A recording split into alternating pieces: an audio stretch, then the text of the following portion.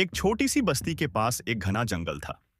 जंगल के बीच में एक छोटा सा तालाब था, जहां एक लोमड़ी, एक कबूतर और एक खरगोश रहते थे।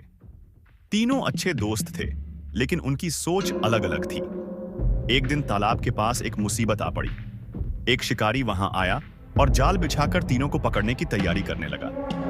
खरगोश ने सबसे पहले जाल देखा और बोला, "यह तो खतरे की घंटी है, हमें जंगल छोड़ देना चाहिए।"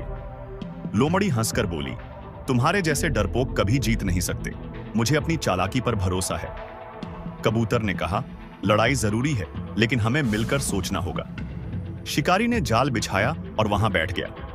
कबूतर ऊपर से देख रहा था। उसने एक समझदारी भरी योजना बनाई और दोनों से कहा, "मैं शिकारी को परेशान करूंगा, लोमड़ी उसके आसपास घूमकर उसका ध्यान भटकाना और खरगोश जाल तोड़ने की कोशिश करना।"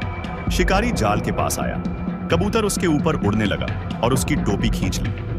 शिकारी घबरा गया और उसे पकड़ने की कोशिश करने लगा। इसी बीच लोमड़ी जाल के पास छिपकर घूमने लगी, ताकि शिकारी का ध्यान और बिखर जाए। खरगोश ने अपनी तेज दांतों से जाल का एक कोना काटना शुरू किया। थोड़ी देर में जाल टूट गया। तीनों मिलकर शिकारी के सामने आ गए। कबूतर उसके ऊपर पंखों से मारने लगा, लोमड़ी उसके आसपास दौड़ने लगी और खरगोश उसके पैरों के पास कूदने लगा।